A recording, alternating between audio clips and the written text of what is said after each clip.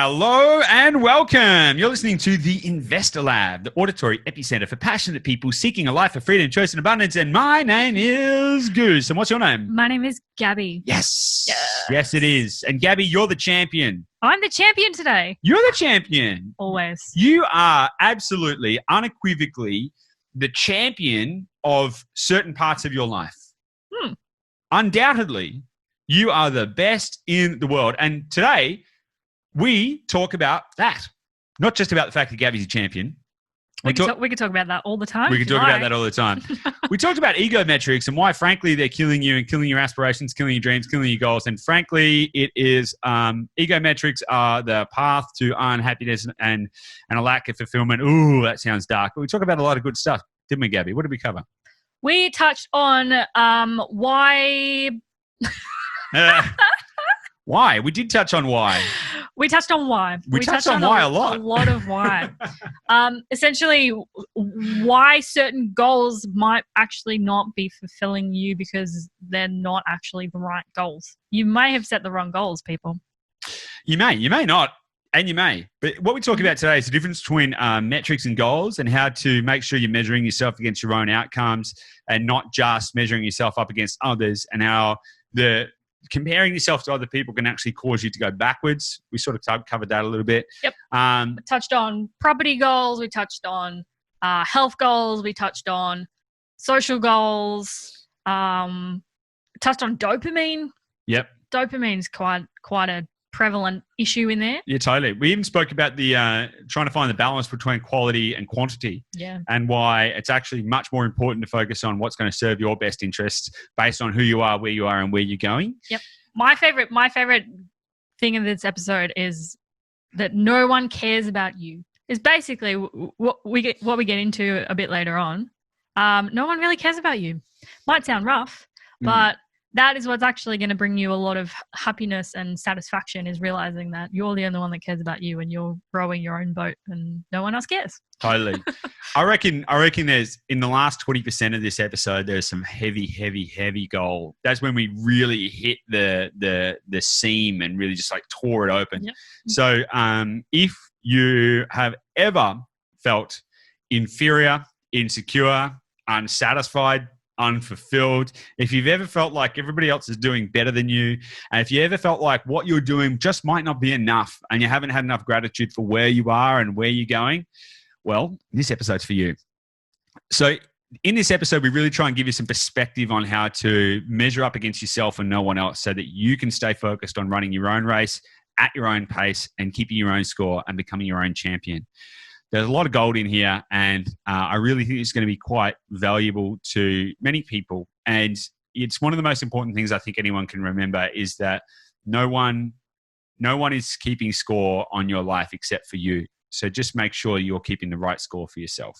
So let's dig into it, Gabby, shall we? Yeah. Great. And of course, guys, remember, if you enjoy us, this podcast, and everything that happens in and around and because of it, then please do us the most amazing favor, the biggest favor you could possibly do, and the greatest, the greatest show of gratitude you could give to us would be to share this with somebody else and to help us spread the reach and the growth of this podcast, because what matters to us is impact. And this is a methodology that we have to help reach more people and to impact more people's lives. Your ability to help us grow this podcast is what matters a lot to us. So please do that. And in the meantime, if you want to take this a little bit further, take it out of your ears and into your life, then I would suggest you can do a couple of things. You can either go to theinvestorlab.com.au, check out all the free resources, other podcast episodes. There's a whole back catalog of dynamite, right? It's like weaponized. It's weaponized gold in there. It's like it's unreal, the value that you can get out of just listening to the previous episodes of this podcast. There's also heaps of other free resources, including my book. You can get that there, and of course, you can reach out to us too if you want us to help you build a property portfolio. That's what we do. You can reach out to us there or at dashdot.com.au. I will stop waffling. Gabby, what do you think? I'm excited. All right, guys, let's get stuck into it.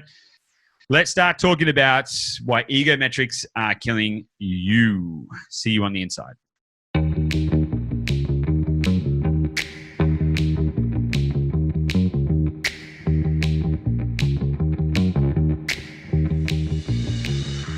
Hey guys, welcome back to the Investor Lab. How are you, Gabby? I am awesome. Why? I love asking you that. I never really prep for the why. No. It's great. It means you just answer by default, doesn't it? Well, this is one of the big... Well. Sorry, I'm going to cut you off and we'll come back to it. Good. But this is... I freaking hate it. Everyone does it, right? Yeah, good. But yeah, it's like, oh, hey, how are you? Yeah, good. Are you though? What I want is I want truth. I want the grit. Tell me how you really feel. And why do you feel that way? What's going on? Why are you awesome? My default was awesome. Apparently. Well, that's good. That's awesome. Oh God. Why am I awesome? I'm awesome because, look, to be honest, I got a little bit of extra sleep this morning because my phone just decided to do the phone thing where it doesn't do the thing that I want it to do in the morning. And I feel a bit better for having a bit more sleep. I don't think I've been sleeping very well. And then the coffee this morning is also helping. Awesome. There you go. That's why I feel awesome. Well, that's great. It's good. It's good to identify it because actually sleep is one of the biggest contributors to overall health and well-being. Totally. Sleep will impact your overall health, weight loss, fitness, strength, moods, everything more than anything else, more than diet and more than exercise. But it's the one thing that a lot of people stuff up. Look, myself included, I go to bed really early and stuff, but I still only get about 7 hours. Sometimes less, sometimes a lot less sleep in a night. So I really noticed that. So got a new. Speaking of phones though, so I've been researching phones recently, and do you know like the best phone in the entire world, right? The phone that just like tears every other phone to shreds. It charges in about 2 seconds. It's faster than a rocket ship and a cheetah combined. It's like, and it's got more graphic power than your own eyeballs. Can't buy it in Australia. Of course. You can't get it in Australia. Of course, they're teasing you. It's like, what's going on here, guys? What is it? Do you remember what it's called? Yeah. Well, I don't want to I haven't used it, right? So I don't know if it's theoretically. Yeah, I've read that it's this good. It's called a OnePlus 8 Pro, and it just apparently just trumps everything else. A little frustrating that we're like a little forgotten down here on our sun-kissed island, our economically prosperous, healthy, aside from Victoria, prominent little pond, piece of the pond. Anyway, we're getting sidetracked there. What are we talking about today? Well, actually, this is probably a good segue. A little good segue because, I mean, good phones. Who cares, right? Who cares? What are we talking about today? We're going to talk about egometrics. Egometrics. Okay. What is an egometric and why are we talking about it? Why does it matter? Well, it's a number or a goal that people just make up for themselves because it kind of sounds good. And then it's that status metric. It's usually like a quantity of something. Like in real estate, it would be like, I want to own 10 houses. Yep. Without real depth. You might end up making up depth about why 10, but it's usually, it's that point of comparison with other people that you kind of base your success on is like, okay, there's this vague number of something that I'm trying to get to, but it's really out of comparison. It's not really out of what's going to fulfill me. Yep. Cool. What do you think they are? No, I think I do think it's similar. It's a similar kind of thing. I think a lot of people get lost in the sauce in that they set the wrong goals. Yep. They set the wrong goals because they don't understand how to set goals and don't know how to think about setting goals. There's a huge piece that's missing from the whole wealth space. And when I say the whole wealth space, I'm talking about everything from business to real estate to shares to whatever. But it even transcends the wealth space, right? It's even in the fitness space. People pick these relatively inconsequential number targets, and then they actually, the really damaging part is they will base their perception of their own success on the measure against these inconsequential and completely irrelevant targets. Now, so we can talk about that for a little bit of context. It could be in health. You might have two people that are basically the same, and one wants to weigh 90 kilos and one wants to weigh 80 kilos. But the thing is, those two things may be completely made up of different components. One person might want to have more muscle. One person might want to have less fat. But if you have less fat, you have as much muscle. Are you as fit? So you've actually got to think about what is the purpose. Talking personally, for a long time, I was like, I want to lose weight. That was my goal. Is I want to have a lowest weight possible because I weighed a lot. And so I thought the answer was like, I want to weigh as little as possible. How do I just keep losing weight? Yeah. And then I got to a point where I'd lost a lot of weight and I thought, hang on a second, am I fit? And am I strong? And then it actually became, well, actually, it's not about the weight loss that I want. It's a body fat percentage, or it's any of these other kind of components that mean a lot more based on some actual real tangible stuff. Yeah, I remember that. I went through the similar thing where you have this makeup number of like what you feel like, what weight you want to weigh. And then you question me quite a lot. You're like, okay, but like if you weighed a bit more, but you like felt amazing and felt strong and powerful, is that okay? If you weighed a little bit more, but you're like your body fat percentage is better. You're like, yeah, okay, wrong goal. Yeah, exactly. So wrong goals are so easy, right? And there's a really big issue here because when you see all of these visions of success, it's easy to peg yourself to the wrong goal. Don't get me wrong, aspirations are very important. You want to aspire for better in your life. But better is the qualitative piece that you need to define. Because better doesn't mean a Lamborghini. Not necessarily. Hey, maybe it does. Like maybe you are just so passionate and that's going to be a hallmark of success for you, but you got to ask why. Like, why would that be? Now, I guess it's probably helpful to use some real examples for this. So I was talking to a business owner the other day. He's just starting his property journey. He's coming to work with us, legend. And he's like, all right, Goose, so I've been chatting with my partner and we've decided we're going to buy 10 properties in the next 5 years. Well, that sounds pretty good, doesn't it? Wonderful. Yeah, cool. 10 properties in 5 years. How good's that? 2 a year, 5 years. Is it possible? Yeah, absolutely it's possible. That's not the question. It's not can you do it? You can absolutely do that. That's not a doubt. You can 100% do that. But the question I asked him was like, okay, cool. So what do you want out of that? He goes, what do you mean? I said, well, what do you like? Okay, 10 properties. Like, what do they look like? What do they perform like? Why do you want 10 properties? What do you want to get out of it? He goes, I was like, okay, well, let me rephrase it this way. Do you want 10 $100,000 properties that don't grow in value and don't produce any income? He's like, well, no. Why would anyone want that? And I said, okay, cool. So what do you actually want out of it? And why is it 10? And what is the result you want? And I think there's a huge missing piece here. Now, the missing piece comes from firstly identifying the wrong goals. Because he's an intelligent guy. He said to me, got it. What's a better goal?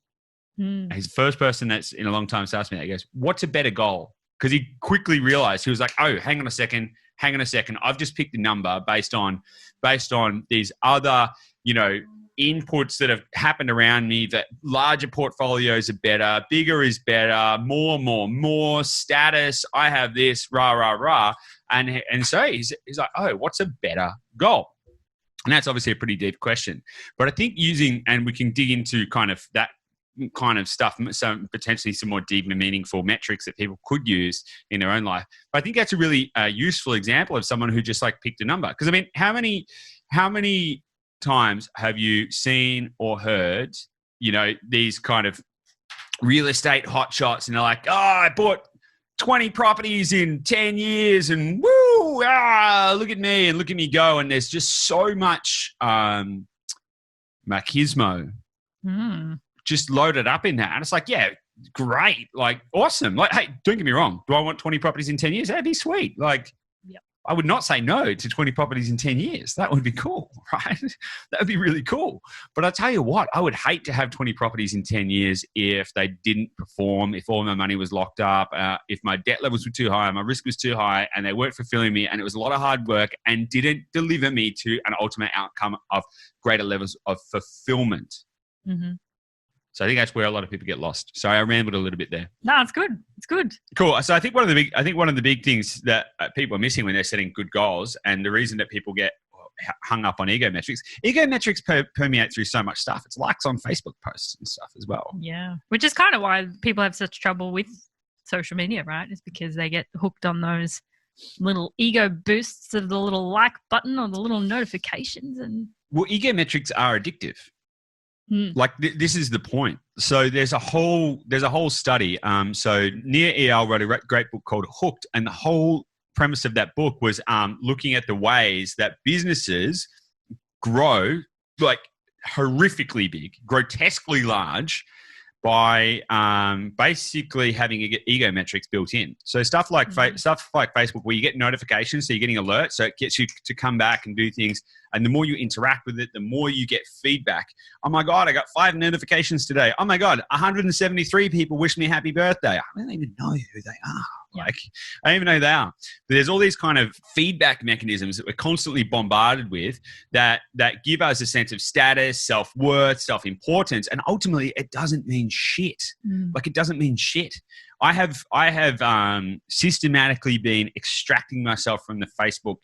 I'm going to call it a swamp, right? I'm going to be systematically extracting myself from the Facebook swamp over the past few weeks. And I got to tell you, it's firstly not easy, and secondly, very liberating. You know, so I don't have Facebook on my phone anymore, and I've got an app on the computer which stops me from seeing the news feed or anything like that. And I basically my brain started to rewire where I don't have that, because people just get hooked on all this kind of stuff. And it's these dopamine hits that come with ego metrics that allow you to chase the wrong goals. And if you chase the wrong goal for long enough, you're going to find yourself somewhere that you never wanted to be anyway. Yeah. It's funny because I don't remember how long ago it was, maybe a few months, when Instagram announced that they were going to cut likes, little likes on Instagram. And that's basically how, the influencer industry monetize themselves, is by the count of their likes and followers and whatnot. And then I think they've rolled it into Facebook, where you don't actually get notifications when people like a post anymore, which I find really interesting. And I think it's really great for, mental health and that addiction. But I've also found that you actually end up seeking it out more, because you have to go and find the thing that will like give you that reward. So you have to go and like go through the news feeds and things, so that you still want that answer. You still want to see what that number is, because you still got an ego about it. Yeah. But you just don't have it like immediately at the tip of your fingertips anymore. Totally. Because it really comes down to a really deep-seated kind of aspect. You want to belong. Well, how do you know, like, how do you know if you're doing good? Yeah. Full stop. How do you know if you're doing good? Yeah. Right. So like measure it, like what you must measure. Like I'm fanatical about measuring. Like, measure everything. How you will never know where you are, where you're going, or anything. You'll have no context about who you are, why you are, where you are, if you're doing anything good, if you don't measure, right? So sometimes you need to take a really broad array of measurements, qualitative, quantitative, some short, some long, all kinds of different stuff, to give you basically a dashboard on your life to understand, am I moving in the right direction?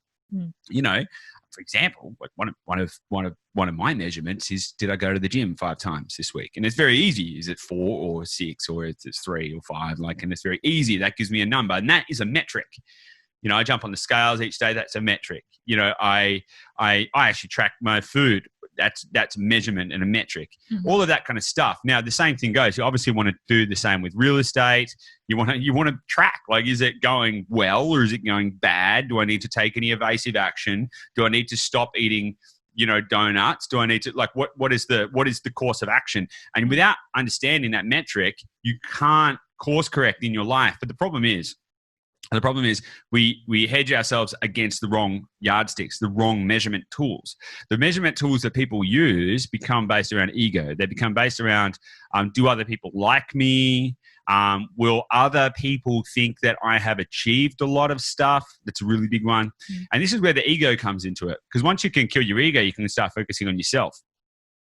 And that might sound really egocentric, but it's not. It's actually kill your ego so you can actually work out what level of fulfillment is required and how you're going to achieve that level of fulfillment and what is fulfillment to you. Yeah. So just something on that. So the few of those like health metrics that you've got that you measure for yourself, like going to the gym 5 times a week, or whatever. They sound like they make sense because they're helping you. They're a metric to measure your progress towards a goal. Yep. They're not the goal itself, right? Yeah, that's a good point. So how do you know if, I mean, it seems like the level of goal setting is a lot of, or setting the right metrics comes with a maturity in whatever industry that that goal is in. So like if you're starting out in real estate, you might think that your goal is to have X amount of properties. Yeah. And you don't know any better because you're just, immature in that journey. In the same way that if you're just starting out, if you're not a health person and you're just starting out going to the gym, your goal might be like to lose 20 kilos or whatever. And not realizing that it's actually a better goal is to become fitter and to have like different metrics. Yeah. How do you know if your goal is actually helping you progress and is like a healthy goal rather than just an egocentric goal? That is a good question. So let's just talk about a couple of things and I'll see if I can circle back to it. Try and keep me on track here. So, right. So here's the thing. You touched on a really good point, metrics versus goals. So the metric that I use to measure, am I moving towards my health goal? There's a couple of them, but one being, am I going to the gym? Now, I could fulfill that metric by arriving at the gym, opening the door, walking in, and then turning around and walking back out. Hey, I went to the gym. Yeah, tick the box. Tick, done. Did I do the thing? Yes. Am I moving towards my goal? No. So I might have a goal to read 52 books this year, which I do actually, and I'm actually on track. I got a little off track, but I'm back on track. But should I read one book a week and understand none because I read them too quick maybe and I just don't pay any attention and none of the lessons matter and I don't actually, or should I read 5 books and understand them really well? Now, one is probably just a big waste of time and it's based on like, are other people going to think I'm cool if I read 52 books? My quest for 52 books has got nothing to do with other people. It's more about I want to exercise my brain in the same way that I exercise my body. I think a lot of people spend a lot of time on physical health and don't spend enough time on mental health. So I think that's my brain gym basically. So the understanding what the goal is super important. The goal isn't to buy as many properties as you can. The goal isn't to read as many books as you can. The goal isn't to go to the gym as many times as you can. Because hell, if you just wanted to go to the gym as many times as you could literally just walk in and out of the door. Just like click, click, click, click, click, click, just racking up those, like hit the swipe button, off you go. Yeah. So that's not the goal. What you need to actually even understand if any of it matters, you need to zoom out and ask yourself what you really want. What do you really want in life? Who do you want to be and why do you want to be that? Now, this might sound like it's gone like super deep, but it's really important because you got to ask yourself, why do you even want to invest in real estate? I ask people this all the time. Right. So I want to go and build a property portfolio. So why? Now, some people don't like that I ask why because it challenges their paradigm, but it's like, why? Like, why is that a thing that you want to do with your money? Why wouldn't, you've got $100,000. Okay, cool. Why do you want to buy a house? Why don't you want to go and buy a yacht and sail to France? Why not? And these are the big questions you got to ask yourself to understand if your goals matter and you've got to be able to future pace, where you're at. Now, personally, health goals, intellectual goals, financial goals, we're going into the seed of life kind of components there. And to understand, okay, well, how do I want to show up in the world and who do I want to be? Not just in the short term, but also the long term. Because again, just lynching this back to real estate, you can there's various metrics. And I had a really interesting conversation with another one of our clients during the week. And, we just settled on an amazing property for them. Fantastic. And we're going, okay, cool. What's next? Let's go and build some monster of a portfolio. Let's go and crush it. And we had that conversation. There's actually 2 of them. They're business partners. And we have the conversation. Essentially, should we go and buy $250,000 properties? And then it's like, oh my God, that's like, sounds like, well, let's say it's $250,000 properties. It's like, but then you got all these different property managers to deal with and blah, blah, blah. And are they going to do the thing? And it's like, yeah, but are they going to produce the right financial outcome? Is it better to have less? But then you can kind of take that to its extreme and go, well, should we just buy like one $10 million property and and that be the goal. And there's a balance there as well. The balance is going to come through understanding, firstly, the outcomes you want. So in real estate, what is the financial return you want? That's a really clear one. What function financially is that going to serve? Because it's a wealth tool, right? It's a wealth vehicle. So there's no point buying. There's no real point buying 10 bad properties if you could buy 5 good ones. So understanding what you want to get out of it is really important. There's no point buying, if your goal is, I want to replace my income in 10 years' time using real estate, there is pretty much like zero value in you buying negative or neutral geared properties. In fact, you just probably won't get to 10 for a start. You won't achieve your goal. Vice versa, if you have a lot of cash flow and you want to, but you don't have much capital, it wouldn't make sense necessarily for you to invest in pure cash flow deals where you limited your capital allocation or capital appreciation. So really understanding what you want to get out of it is a hugely key component. And there's a balance. There's no one size fits all, right? There is no, all of these there's a lot of people in the world, it doesn't matter what industry, what field, what endeavor, that pedal, all you need to do is X and you'll have the thing you want. It's like, yeah, well, that's exactly perfect for someone. However, there's, nearly 8 billion people in the world right now, and I don't really know any of them that are exactly the same. So it really comes down to what you want. Did I answer the question, Gabby? Did I get there? You did. So you're basically saying to determine whether what you're shooting for is actually a worthwhile goal, you need to understand why you're progressing towards that. And actually, because I think you're right, I think a lot of people set those goals and then as soon as you ask them like why, and when they get defensive about like, what do you mean why? And it's like, well, that's a sign that you might have just picked something for the sake of picking a number, right? Yeah. And it's interesting, I actually like that gym analogy about, if you just wanted to go to the gym 500 times a week, you could just go in and out of the door. And it's like, that is the number. Like if in that person's industry, it was like the sign of success to everyone else was like how many times you go to a gym in a week, everyone else would just see that 500 and he would just report like, I went to the gym 500 times this week. And then people would love him. And like that's the whole thing. And nobody questions like, what did you do at the gym? How long were you there? What was the quality like? How was the workout? How far did you run? Like, what did you lift? Like, did you make many gains? Totally. And why do you think people don't dig beyond that? Like if you're in an industry that you're interested in, so again, real estate, if you like see that someone's got 20 properties, like that's an ego metric, right? It might not be, but yeah. Yeah, but a lot of people find that really impressive. And I'm not saying it's not impressive, but like they'll just see that 20 and then they're like, they're an expert. They know what they're doing because of this like very top level. It's like the same in a business, right? A business can report a huge amount of revenue. Yeah. But if they actually... And they can go broke. But if they've got like, if they have no profit, negative profit, they're losing money, it doesn't really matter from a public perspective because they're just seeing that top level number. Why do you think people get sucked into that? It's easy, right? Because people are aspirational, right? It is easy. Now, as a business owner, look, I think I might have shared this story before, but I read the other day about a company which went bankrupt getting to $200 million a year.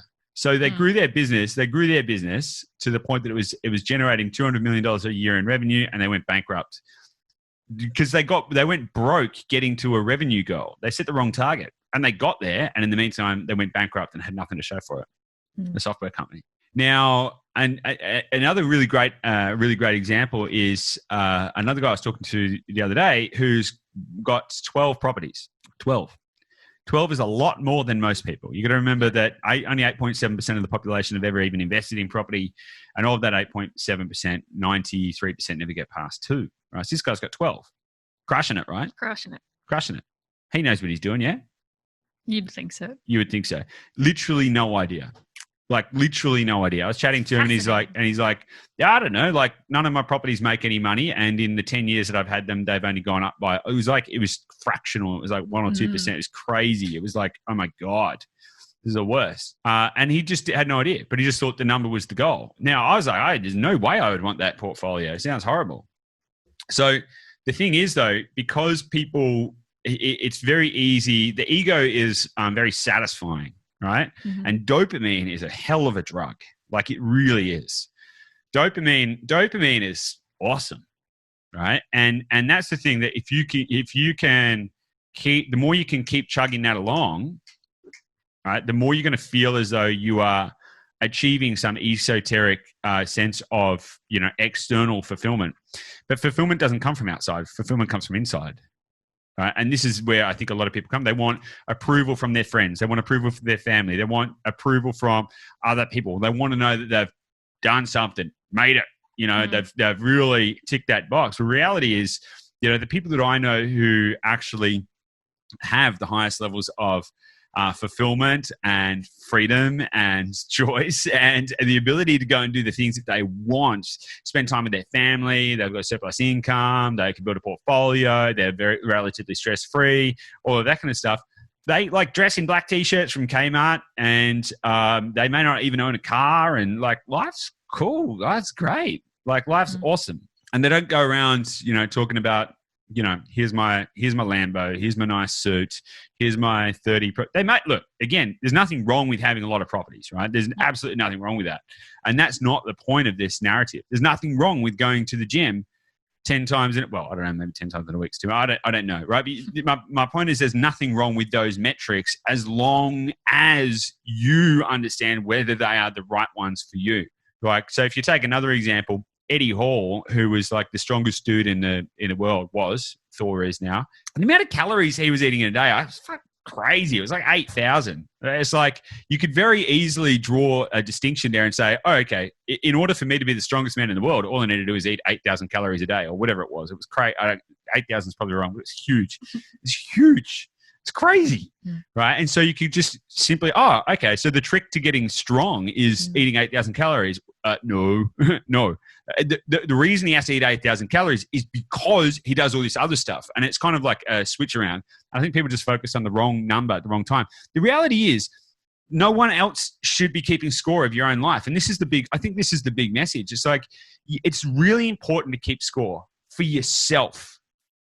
For yourself. Because you need to understand on your own little dashboard, am I moving towards my desired state? Am I moving from where I am now to where I want to be in a meaningful way? Am I consistently saving each month? Am I on track with my portfolio goals? Are they serving me? Are they doing the right thing? Am I eating well? Am I reading enough books? And keep your own little dashboard. Have I practiced gratitude today? Have I, have I spent time with the family? Have I called my friends? All of this stuff. Keep your own little dashboard. No one else is keeping score. No one else freaking cares. Yeah. Like, no one cares. Like, if all you need to do to understand that is to think back to when you were in high school, right? And think about how the opinions of the other people in high school really mattered to you. Oh my God. You did not want to be embarrassed in front of one of those people, let alone one of the cool kids, right? What are the cool kids doing now? Don't know. Can't even remember their names. I don't know. They could be crushing it. I literally have no idea, and I don't care. Like, I don't. Like no one keeps track of anyone else, right? So your ability to stand in a group and say, look at me, is completely blindsided. Firstly, no one else gives a shit what you're doing. No one cares. Like, literally no one cares. And no one remembers you. Like, it's that simple. You're the biggest hero in your own story. But the problem with that is that you start to think you're the hero in everybody else's story. You see people that are on social media, and maybe you're on social media, and you think, oh my God, everyone's paying attention to what I'm doing. Oh my God, I've got to keep up appearances. I've got to do this, I've got to do that. No one's thinking about you. They're thinking about, should I have pasta carbonara for dinner? They don't friggin' care whether you've got 10 properties. They're thinking, God, did I remember to take the rubbish out? They're thinking, might be time for bed. They don't care. No one cares about you. You're the only person that can keep score in your own life. And when people can break away from that, they'll start to realize that the dashboard becomes a little different. The dashboard becomes a little different, because then it's like, okay, well, if no one else matters and I don't matter, and if basically everyone else like if I can jettison the opinions and ideations of other people, what do I want? What do I want out of life?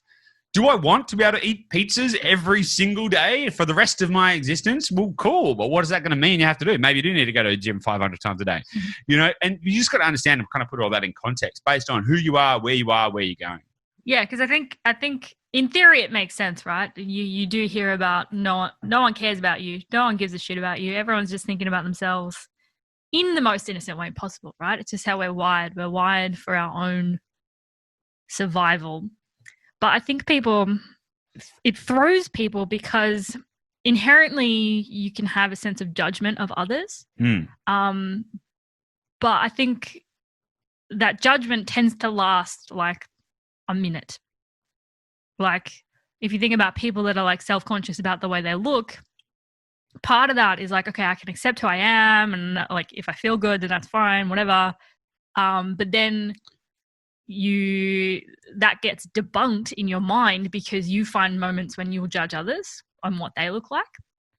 So then you carry that of like, well, I judge others, so everyone must be judging me. And then you walk around feeling like everyone's judging you, but you don't actually acknowledge that the moment that you spend judging another person was like a split second. You had a thought like, well, that doesn't look very good. And then they were gone.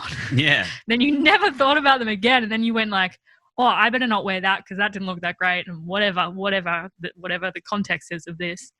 So it's like you can have those moments of judgment, but acknowledging that doesn't correlate with like everyone is judgmental and everyone is judging each other. It's just like you're just observing the world. Yeah. You can hear someone performing really well and like making a whole lot more money than you, and you can have a judgment about that. But that doesn't mean that they're judging you about that. Like it's a very, no one, like you were saying, like no one really cares about you more than you care about only you care about you. So rather than judging other people, wondering whether other people are judging you, why don't you start judging yourself? Yeah. Right. Judge yourself. Here's the thing, right? We're all in a race. We're all running towards something in life, metaphysically, spiritually, everything. Everything is in constant motion. It's either moving forward or decaying. It's either expanding or contracting. That's quantum mechanics, right? So we're in a race. We are speeding through the universe in a literal, physical, spiritual, energetic way. But the reality is that no one else is running with you. And you're not running with everyone else. Everyone's running in this. Everyone's running the same race in this chaotic soup of potentiality and different decisions and everything like that. So you are running your own race, and that is the only thing that you're running. Now, you may have a loving partner or someone like that who said, I'm going to run next to you as closely as I can. But guess what? I don't care how close you are. You're still running different races. You are still running different races. Two people are not the same. What you can say is, let's try and keep our tracks as close together as possible because I like hanging out with you, right? But at the end of the day, you are running your own race and you need to keep your own score. Right. And if you can do that, then you can actually start to judge yourself. You can become your own champion. I'm a freaking champion at baking eggs. Right. I'm like, you're pretty great. I will go toe to toe with a French chef on some egg making stuff. Like, let's go. All right. I'm the freaking best. I don't know. Hey, does anyone want to challenge me on that? Oof. Doesn't seem to be anyone here who A, gives a shit or actually would challenge me on that because I am the best at making eggs. So the thing is, if you run your own race and keep your own score, you can become your own champion. Now, that is the most uplifting and fulfilling thing you can do. And I am not talking about blowing smoke up your own ass and saying, look how great I am. You need to be real.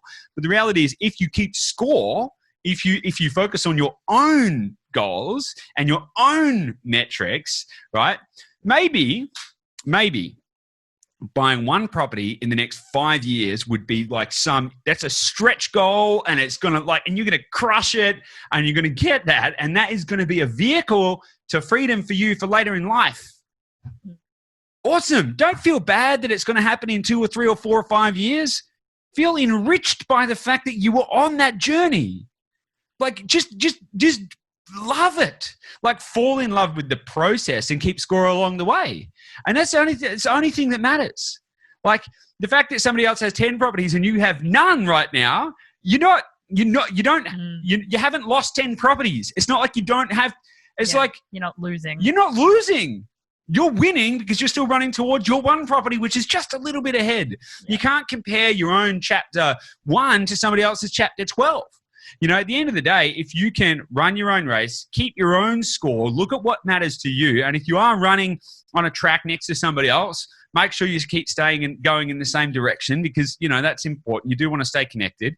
Nothing happens truly in a silo, but you need to keep your own score and become your own champion. And that's, I think, really the only thing that matters because it doesn't, I've spoken to so many people who have achieved success on various different levels, and I am yet to find a single one who has told me that a metric based on money or any of that kind of stuff is the thing that's given them the most happiness. It's time, right?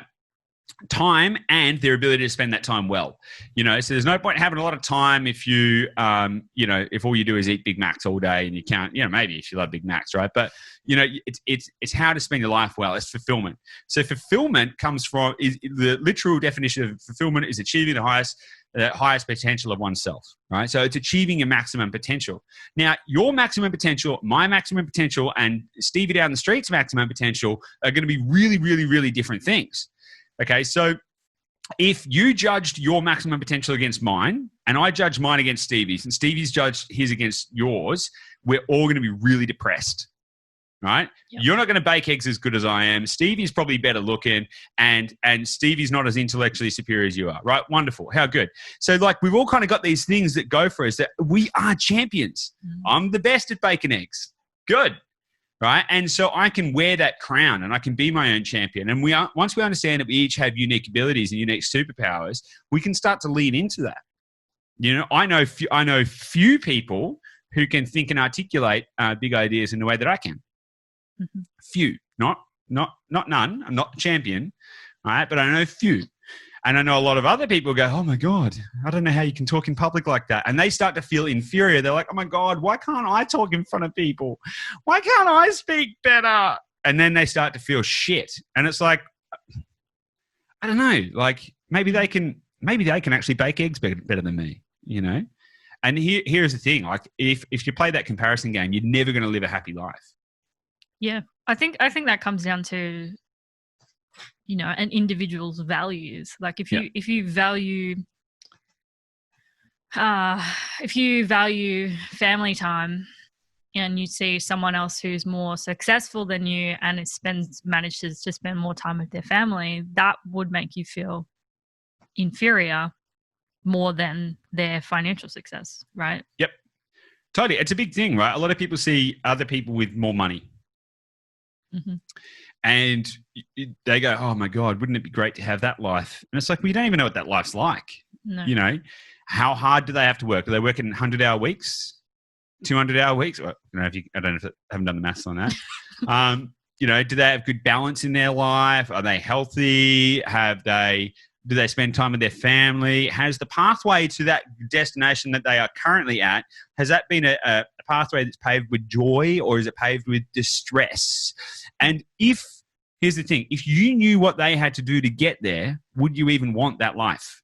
Yeah. And people don't usually dig even to that level to find out what it took to get what that other person has. No, exactly. So I think the key here is to firstly identify the goals that are going to give you the greatest levels of fulfillment. Secondarily, create your own scoreboard based on your own outcomes and don't listen to anybody else about what theirs is. Right? Just because someone's got a net worth of 10 million and you don't, that doesn't make you any less valued. It doesn't make you any less of a champion.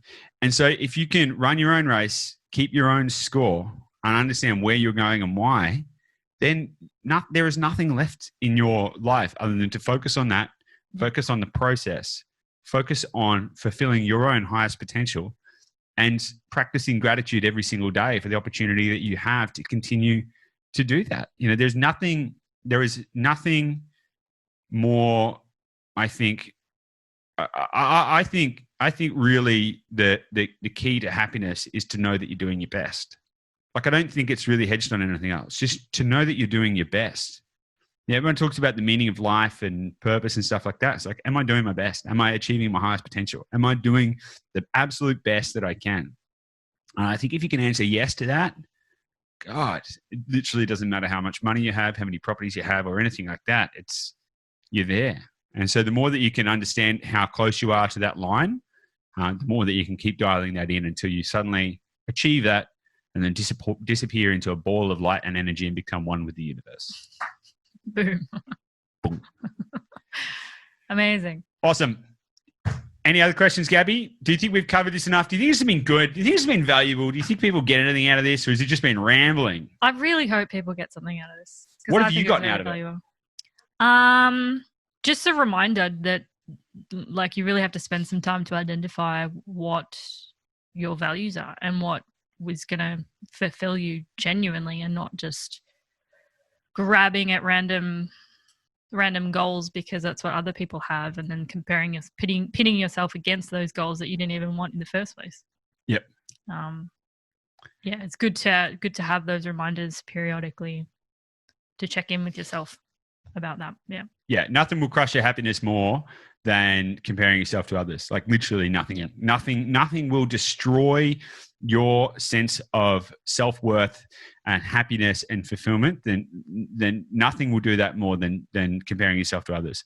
There's no force on earth that is more damaging than the opinions of other people, unwanted and unsolicited opinions of other people.